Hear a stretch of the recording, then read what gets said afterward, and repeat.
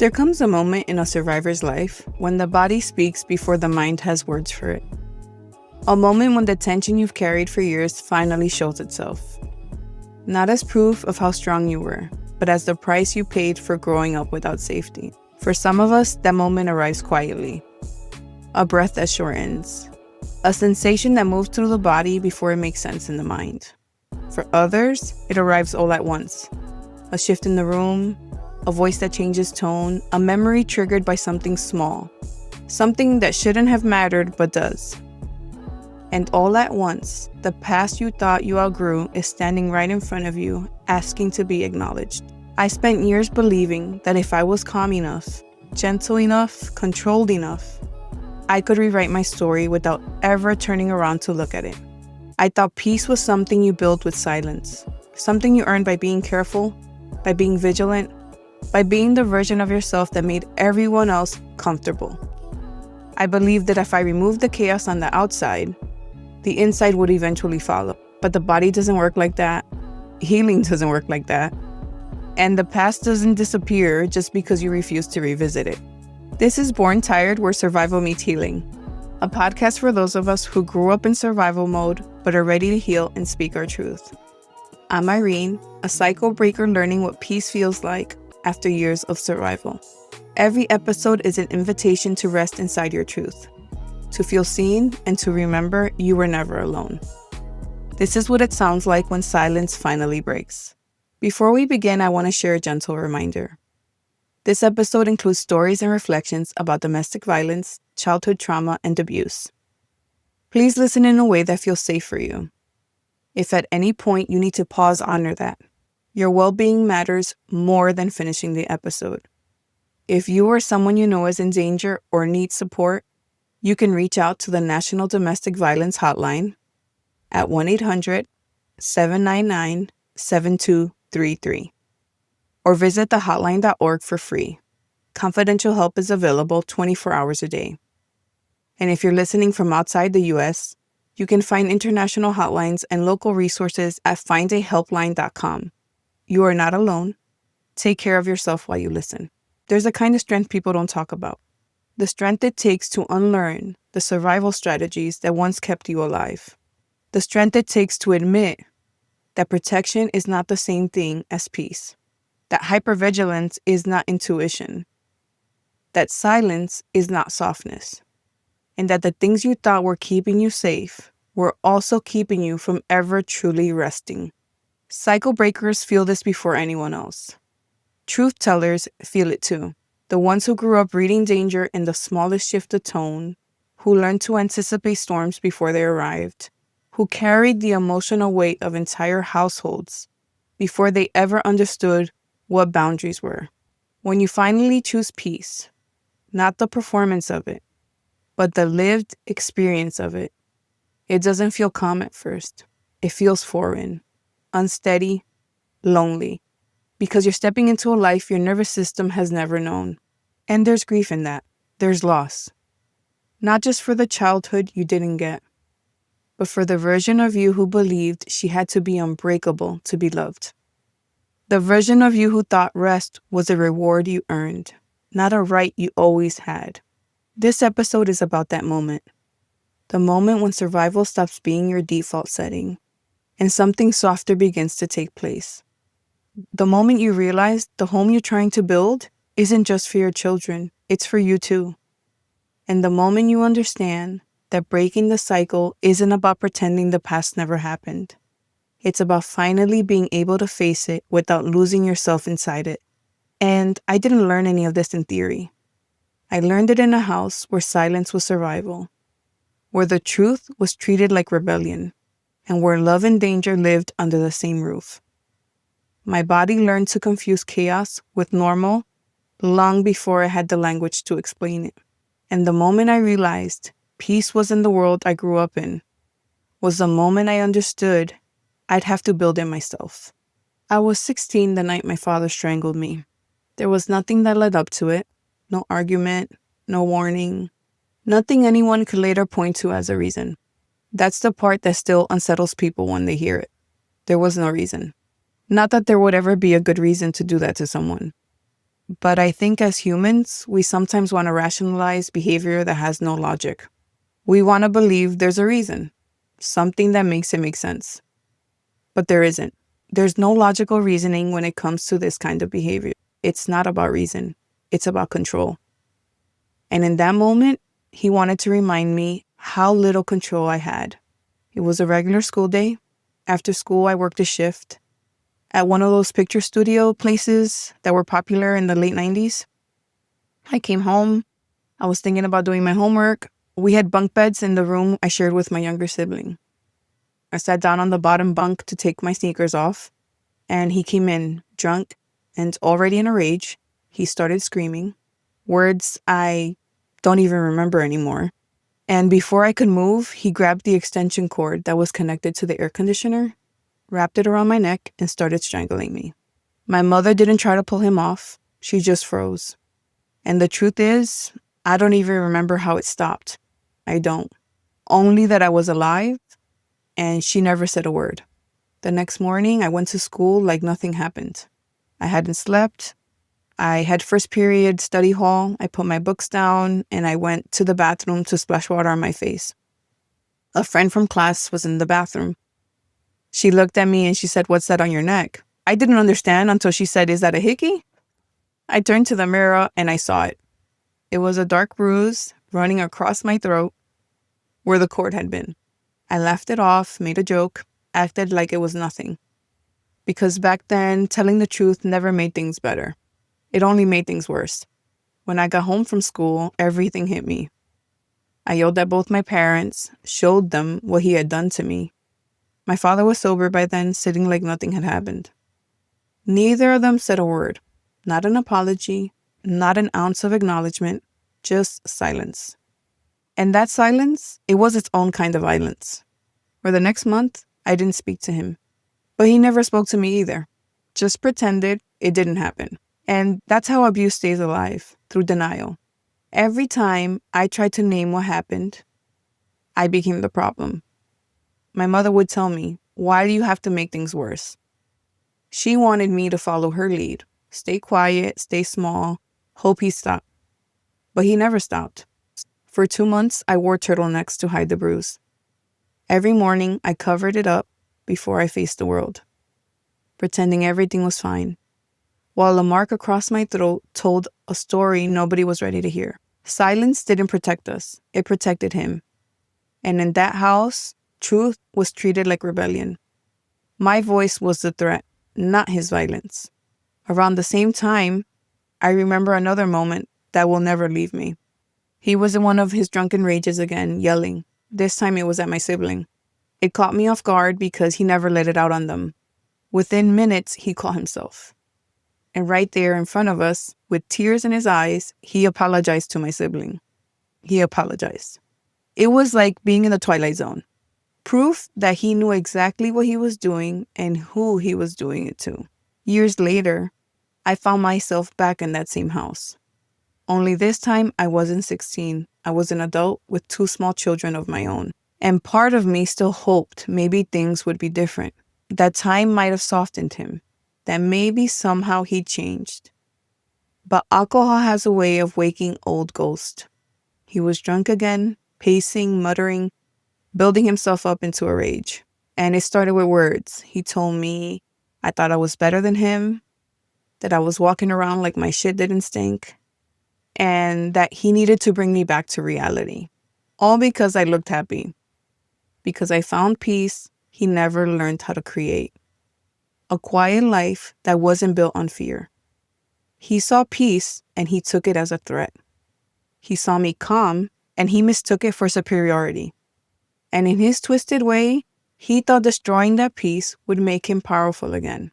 I brought up what he had done to me years before, not to provoke him, but because I needed him to acknowledge it, to see me, to admit it happened.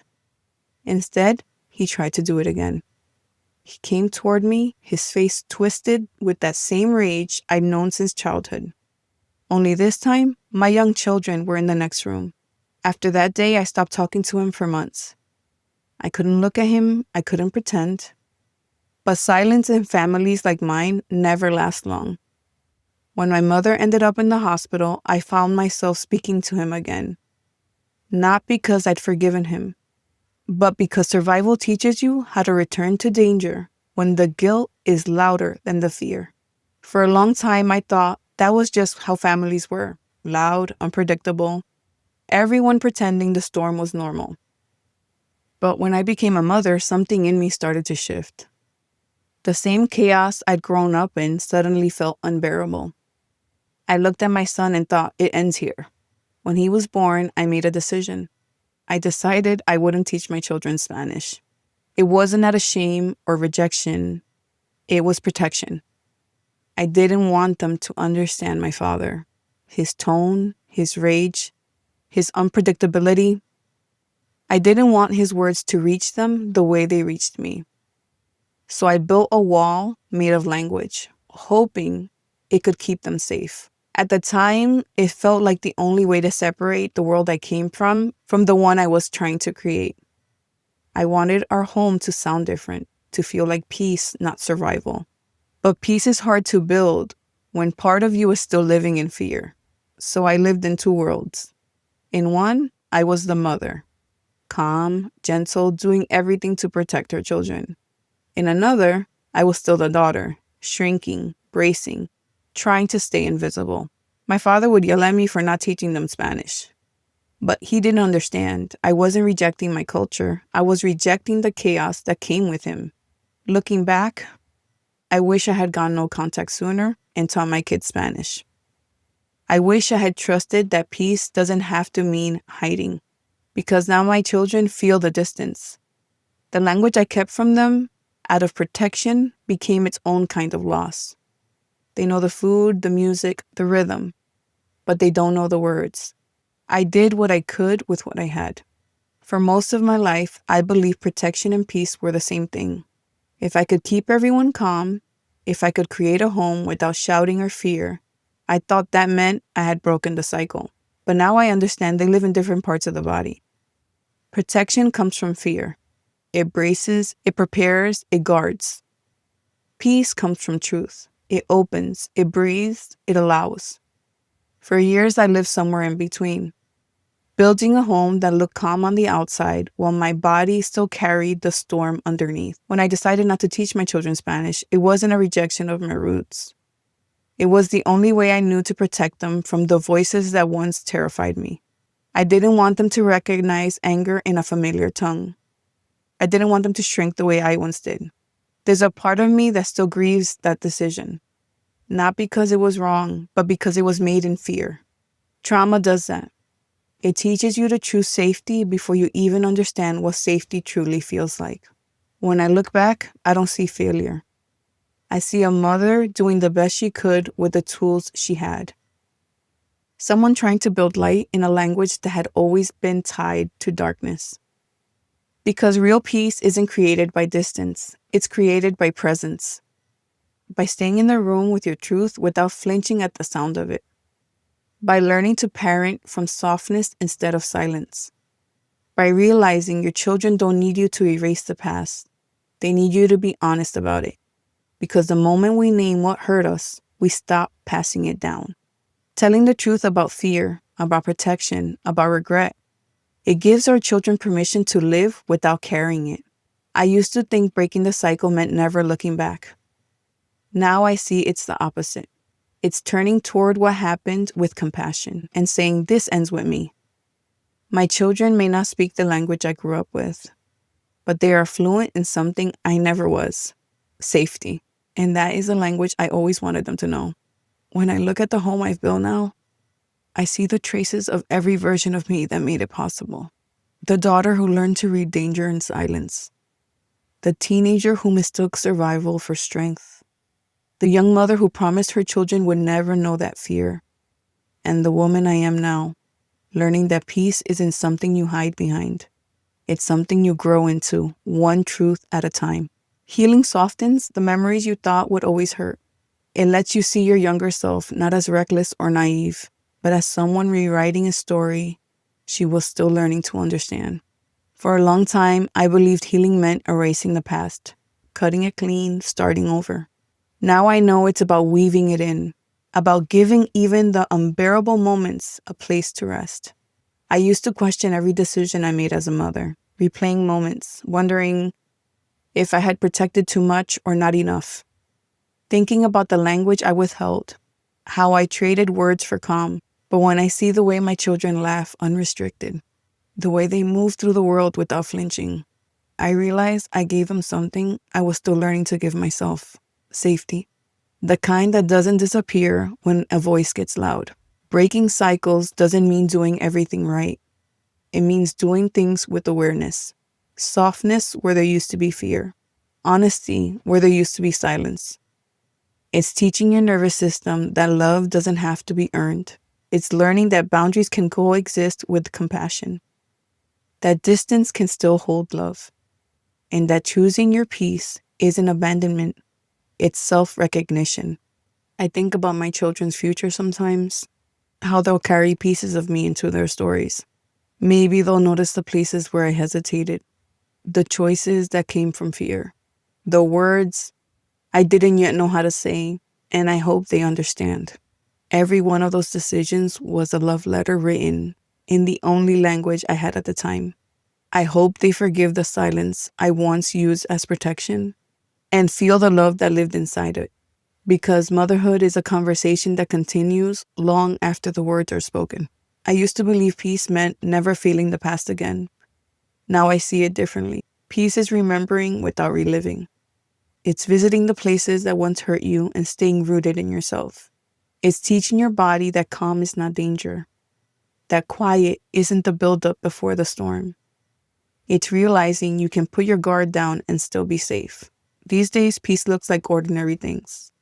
The smell of dinner on the stove, my children's laughter down the hall, music playing softly in the kitchen. Small moments that may not look like much from the outside, but to me, they're everything. Proof that a story that began in fear found its way back to gentleness. Every time I choose honesty over silence. Every time I pause instead of react. Every time I remind myself that safety isn't selfish, I'm speaking a new language. One my children will grow up hearing fluently. A language of softness, safety, and truth. The language I was never taught, but somehow learned how to write anyway. When my children look back, I hope they see more than what I protected them from. I hope they see what I was protecting for them. The right to live without fear, to speak without apology, to love without confusion. That's the legacy I want to leave. A home where peace has a sound and love finally speaks clearly. I want to leave you with this. Forgiving yourself is part of healing. Not because you did something wrong, but because you've carried the weight of choices you made in rooms where you were just trying to survive. Peace is remembering without attacking yourself for the ways you coped. It's the moment your nervous system realizes it no longer has to punish you for decisions made without safety, guidance, or a blueprint. Every time you tell the truth, even to yourself, you loosen shame's grip on your body. Every boundary you set is an act of compassion for the version of you who never had any. And every time you forgive the you who survived the only way she knew how, you create space for the person you're becoming. The one finally learning she deserves ease. Healing is quiet work, slow work, often invisible even to you. But it's happening. In the pause before you blame yourself. In the gentleness you offer instead of judgment. In the breath where you choose grace over guilt. That's the language I'm learning now. One built from self-forgiveness, from safety, from love that no longer comes with conditions. If this episode resonated with you, please share it with someone who might need it.